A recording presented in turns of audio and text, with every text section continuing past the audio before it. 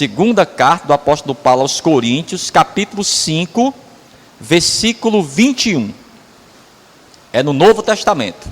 Segunda carta do apóstolo Paulo aos Coríntios, capítulo 5, versículo 21.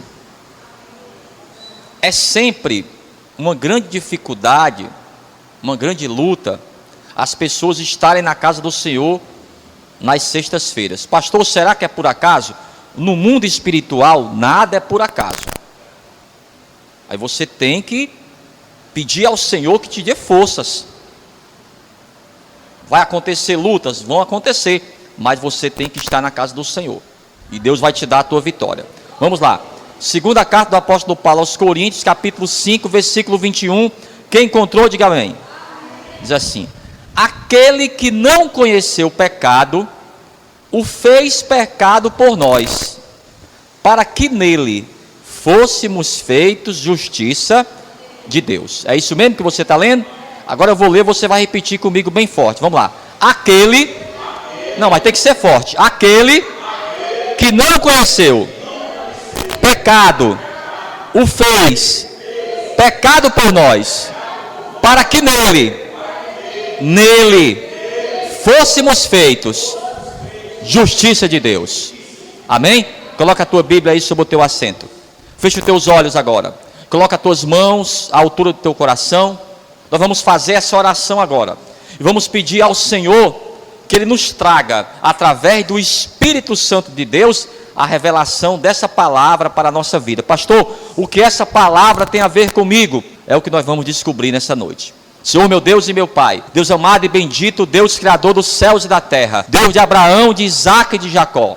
A tua palavra, meu Deus, foi lida. Ela vai ser ministrada agora à tua igreja. Vai de encontro a cada vida que está aqui. Tira todo impedimento, toda barreira e fala, meu Pai, poderosamente nessa noite, no nome de Jesus, e que assim seja, graças a Deus. Vamos aplaudir bem forte, no nome de Jesus. Glória a Deus. Toma o teu assento aí, toma o teu assento, não converse de maneira nenhuma. Olhem todos para cá. A justificação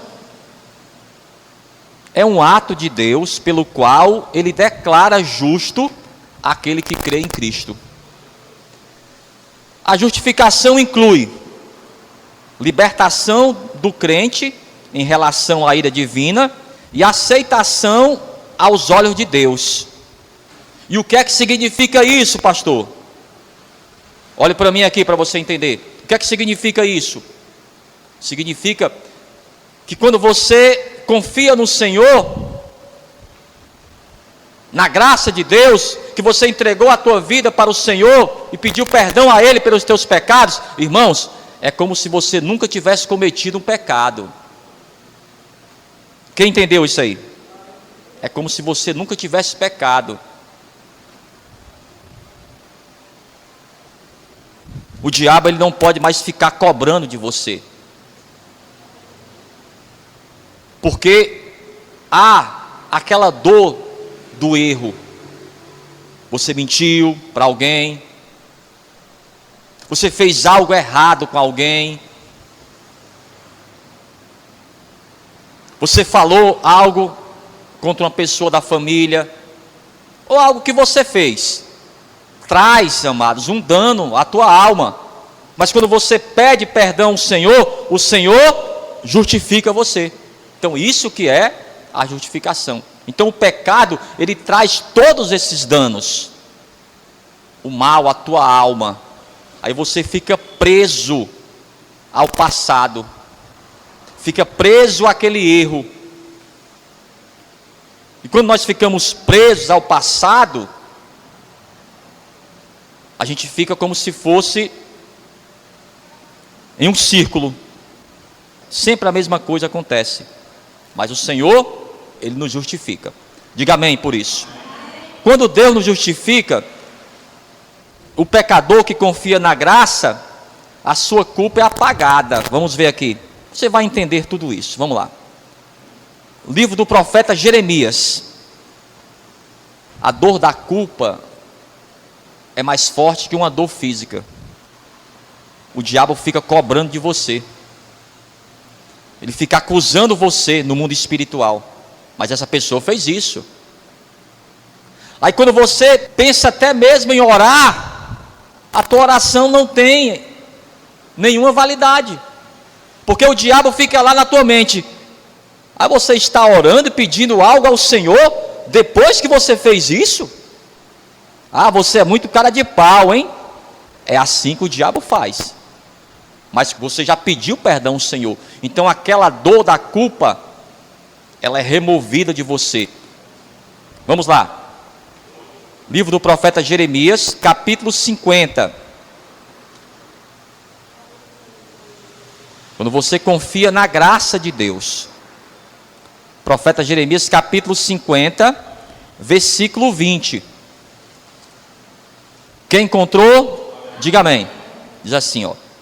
Naqueles dias e naquele tempo, diz o Senhor, buscar-se-á a maldade de Israel e não será achada, e os pecados de Judá, mas não se acharão, porque perdoarei os que eu deixar de resto, os remanescentes que somos nós.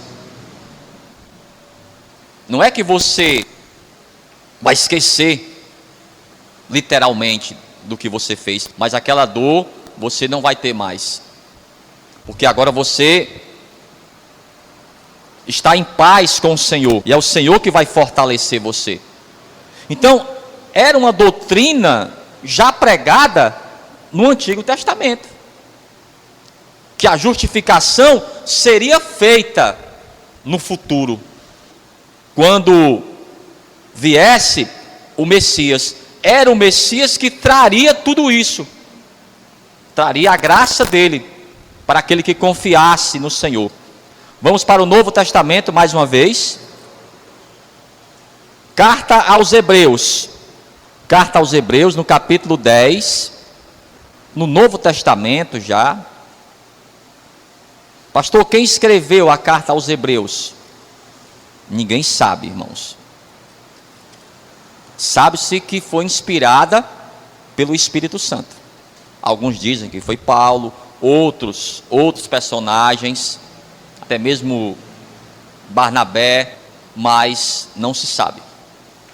Carta aos Hebreus, capítulo 10, versículo 16, quem encontrou?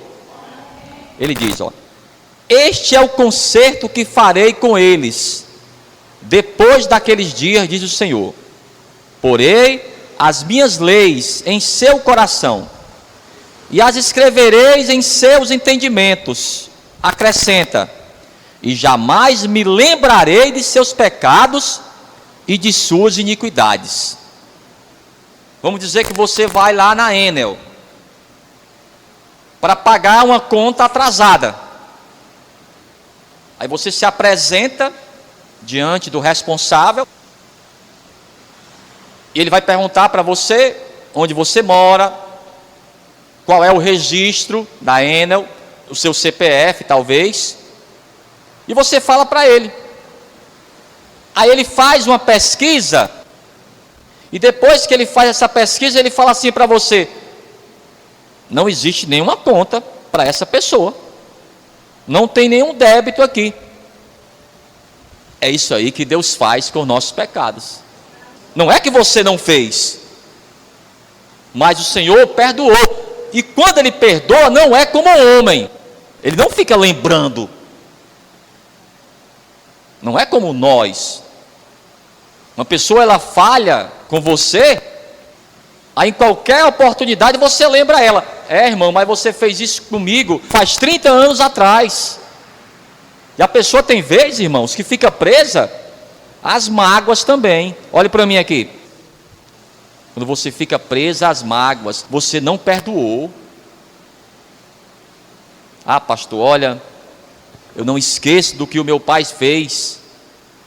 Eu não esqueço do que a minha esposa fez, do que o meu esposo, não sei. A pessoa do trabalho, irmãos, esquece isso aí. Porque senão você vai ficar preso ao que eu falei. Você vai ficar preso ao passado. E você não pode viver as coisas novas de Deus. O perdão é essencial para a salvação. Enquanto você não perdoar, você não pode viver o novo de Deus. E se perdoar também. Você tem que aprender também a se perdoar. Então, essas profecias do Antigo Testamento, elas se cumpriram em Jesus Cristo. Ele traria esse novo tempo.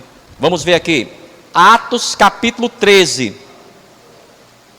o que envolve a justificação. Em primeiro lugar, o perdão dos pecados. Atos capítulo 13, no versículo 38. Aí você vai entender uma coisa muito importante. Por que que a graça de Deus é superior à lei? Isso aqui também a gente vai descobrir nessa noite. Capítulo 13 e o versículo 38. Quem encontrou, diga amém. Ele diz assim, ó: seja-vos, pois, notório, varões e irmãos, que por esse se vos anuncia a remissão dos pecados, e de tudo o que pela lei de Moisés não pudeste ser justificados, por ele é justificado todo aquele que crê. O que ele está dizendo? Até aquilo que a lei não fez, o Senhor, ele fez. Ele diz, olha, no nome do Senhor, você vai ser justificado, algo que a lei não tinha autoridade.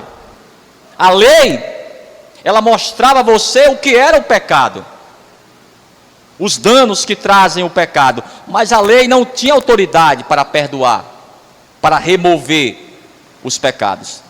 Então a graça de Deus é que tem esse poder. Por isso que a graça de Deus é superior à lei. A lei apenas mostrava o pecado. Era importante? Era não, é importante a lei, para você saber o que é certo e o que é errado. A lei de Deus, irmãos, não mudou. Agora, a lei de Deus, ela não tem o poder de salvar. Só quem salva é o Senhor. A religião judaica não tinha esse poder.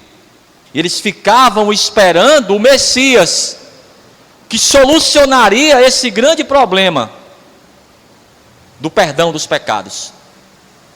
Somente o Senhor tem esse poder. No nome de Jesus, diga graças a Deus por isso. Procure aí, carta do apóstolo Paulo aos Colossenses. Carta do apóstolo Paulo aos Colossenses, capítulo 2 e o versículo 13. Então, a graça de Deus tem todo esse poder, que é superior à própria lei, é superior a qualquer religião. Capítulo 2, versículo 13, diz assim, ó: e quando vós estáveis mortos nos pecados, e na incircuncisão da vossa carne, vos vivificou juntamente com ele, perdoando-vos algumas ofensas. É isso que está dizendo aí? É algumas? Eu vou ler de novo aí, você não está prestando atenção não. Vamos lá, você tem que prestar atenção. Vamos lá. Capítulo 2, versículo 13, ó: e quando vós estáveis mortos nos pecados, e na incircuncisão da vossa carne, vos vivificou juntamente com ele, perdoando-vos quantos? Todas as ofensas, não é só algumas. Não existe aquela coisa de pecadinho, pecadão. Não. Da mesma forma que se a pessoa pecar, não existe o pecado grande e o pecado pequeno. Existe o pecado. Mas também, a graça de Deus, ela tem toda a autoridade no pecado pequeno, vamos dizer assim, como também no pecado grande. E a pessoa, ela é transformada. Vamos dar o exemplo. Aquele ladrão na cruz. Talvez, irmãos, nunca ele fez uma coisa certa na vida.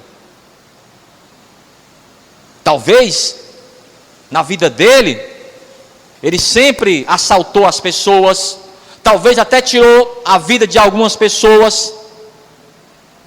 Ele nunca pensou em algo bom, mas naquele dia, algo despertou ele, e ele viu a oportunidade da salvação.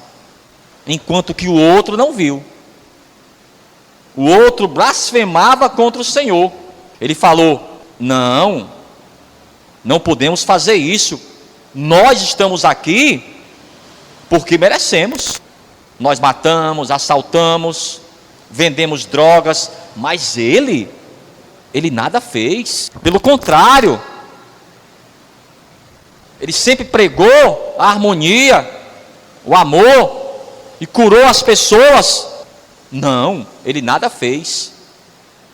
E depois olhou para o Senhor e falou para ele: Senhor, lembra-te de mim quando estiveres no teu reino. Aquilo ali mudou a vida dele, irmãos. E aquele ladrão, ele foi salvo. Ainda hoje estarás comigo no paraíso. Então a graça de Deus é isso. Não há obras. Ninguém pode fazer nada para ser salvo. A única coisa que nós podemos fazer e devemos fazer é crer no Senhor. Não existe qualquer pessoa no mundo, em qualquer circunstância, se ela pedir a ajuda do Senhor agora, seja em que circunstâncias for, o Senhor derrama a graça dele sobre aquela pessoa, independente do que ela fez ou que deixou de fazer. Esse é o Evangelho, irmãos. Por isso que é difícil as pessoas entenderem isso. Ah, mas você faz um monte de coisa errada, agora está salvo. Eu entreguei a vida para o Senhor. O Senhor deu a vida por mim. É o Evangelho, irmãos. Já imaginou? Aquela pessoa no corredor da morte.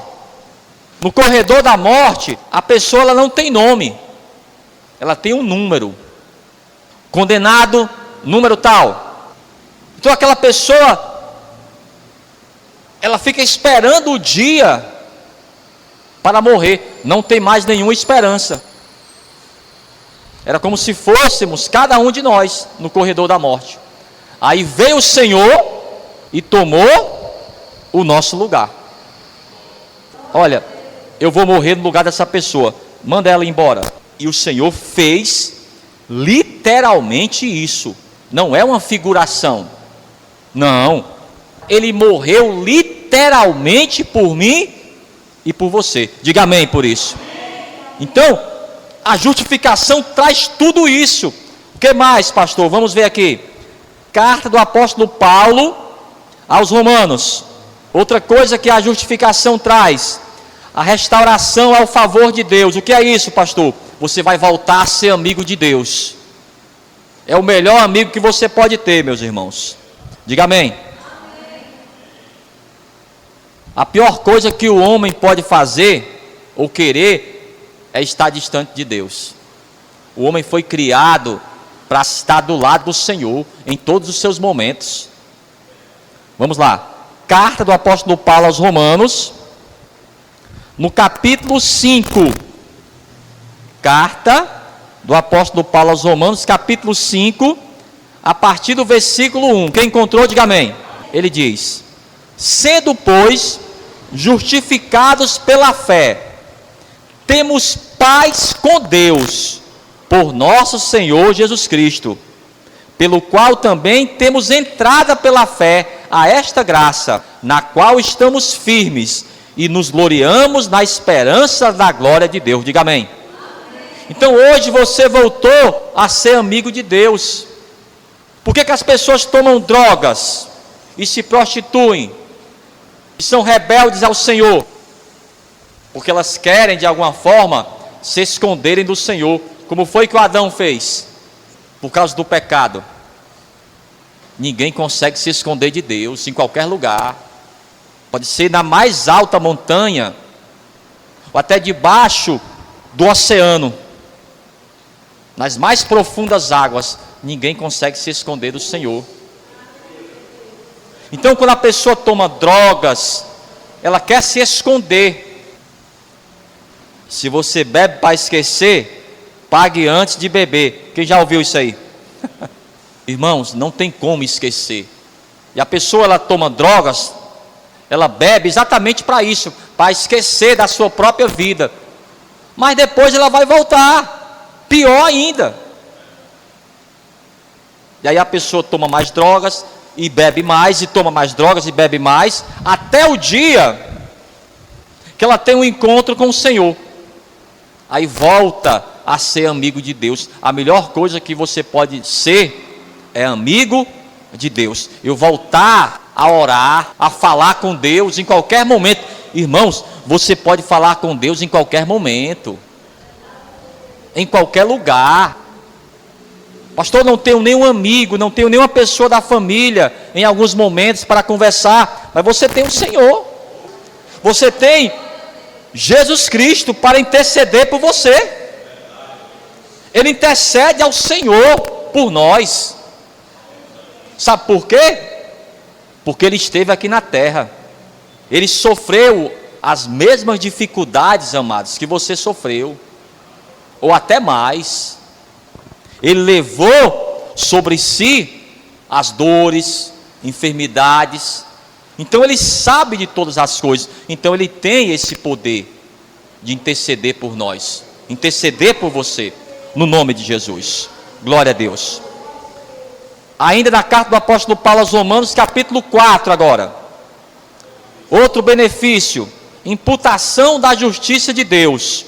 Capítulo 4, versículo 6. Ele diz assim, ó: assim também Davi declara: bem-aventurado o homem a quem Deus imputa a justiça sem as obras, dizendo: bem-aventurados aqueles cujas maldades são perdoadas e cujos pecados são cobertos. Bem-aventurado o homem a quem o Senhor não imputa o pecado. Não tem mais pecados diante do Senhor. É um bem-aventurado. É pela graça de Deus. Você pode se esforçar como for, não vai encontrar isso. É somente pela graça de Deus. Ele escolheu assim. Pronto. O Senhor escolheu assim. Todos estavam condenados ao inferno, mas Ele escolheu salvar aquele que crê, no nome de Jesus. Diga graças a Deus. Capítulo 8 da carta do apóstolo Paulo aos Romanos, versículo 33. Capítulo 8, versículo 33, quem encontrou? Diz assim, ó: quem tentará acusação contra os escolhidos de Deus? É Deus quem o justifica. Ah, imaginou? Foi o próprio Deus que escolheu você. Mas por que escolheu você? Meu amigo, pergunte para Deus. Eu não posso fazer nada, Ele me escolheu. Nós somos privilegiados ou não? Pode reclamar aí como for. Ah, pastor, as pessoas não gostam disso. Procurem também a Deus. Ele nos escolheu, irmãos. Graças a Deus. Não sei qual foi o critério que Ele usou. Não sei porque Ele me escolheu. Eu sei que eu não sou melhor do que ninguém, e nem você. O critério básico que Ele escolheu, que Ele usou, foi o critério do amor. O amor do Senhor, que é o amor incondicional. É maior até mesmo que o amor de mãe. Aquela mãe que vai visitar o filho no presídio. Ninguém vai, nem o pai, nem os amigos vão. Só a mãe. Eu sou pai, mas eu sei que a mãe, ela faz isso. Ela fica com fome, mas o filho come. Mas o amor de Deus ainda é superior ao amor de mãe. No nome de Jesus. Então, finalizando aqui, qual é o método da justificação? Primeiro lugar, independente das obras, pelo dom da graça de Deus, o sacrifício substitutivo de Cristo, pela fé e não há grau de justificação. O que é isso, pastor? Ah, eu estou justificado um pouco, eu estou justificado muito. Não existe graus. Ou você é, ou você não é. No mundo espiritual, irmãos, ou a pessoa é salva, ou ela não é salva. Não existe essa coisa de meio salvo. Ou a pessoa é de Deus, ou ela não é de Deus. Ou ela é da luz, ou ela é das trevas. Então a justificação, ela nos dá toda essa condição. Por isso Porque essa doutrina da justificação, do perdão dos pecados, é até difícil de você explicar. A gente tenta explicar, mas não é fácil, irmãos. É o mistério de Deus. O Senhor Jesus tentou explicar isso para o Nicodemos. Nicodemos, meu amigo, você tem que nascer de novo. Ele era, amados, um chefe da sinagoga. Ele deveria saber isso ou não? Aí ele falou assim: Jesus, eu nasci lá na maternidade.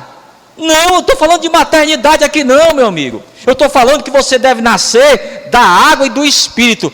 Compreendeu? Só entende isso, amados, aquela pessoa que ela já se converteu ao Senhor. Pastor, para mim é tão fácil compreender isso. Difícil é explicar. Quem tem o Espírito Santo de Deus, o que eu falei, para você ficou fácil de entender. O difícil, meu amigo, é você explicar a graça de Deus. Somente Jesus Cristo, Ele tem esse poder de exprimir toda a graça de Deus. A graça é tão maravilhosa, que fica difícil até de eu explicar para você. Vamos finalizar aqui. Carta do apóstolo Paulo aos Efésios, capítulo 2, versículo 8. Talvez outra hora nós vamos falar também desse assunto, tá bom? É um assunto muito complexo e ao mesmo tempo bem simples, não é isso? Para quem já tem o Espírito Santo de Deus, pastor, é a coisa mais simples do mundo. É a coisa mais simples do mundo, eu sei. Mas é o maior milagre que alguém pode viver. É o milagre da conversão. Quando você agora é uma nova criatura. Somente quem vive isso sabe traduzir no nome de Jesus. Vamos lá. Carta do apóstolo Paulo aos Efésios, capítulo 2, versículo 8. Quem encontrou, diga amém. Ele diz, porque pela graça sois salvos, por meio da fé, e isso não vem de vós, é dom de Deus. Olha para mim aqui, você é salvo pela fé, não é isso? Mas ele disse que nem a fé é nossa, é um dom de Deus. É o Senhor que vai me dar a fé para que eu possa ser salvo.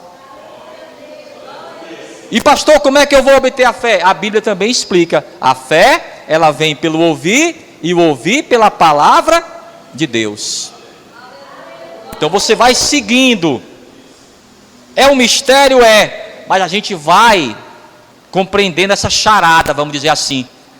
Pastor, é por aqui. A fé é um dom de Deus. Para que eu possa ser salvo, eu tenho que ter fé, mas é um dom de Deus. E como é que eu vou ter fé? A Bíblia também explica, na carta do apóstolo Paulo aos Romanos, capítulo 10, versículo 17. A fé vem pelo ouvir, e o ouvir pela palavra de Deus. Aí você tem o perdão dos pecados e a salvação. Amém? Vamos ficar de pé então, vamos ficar de pé. Vamos aplaudir bem forte. Aplauda bem forte ao Senhor, no nome de Jesus.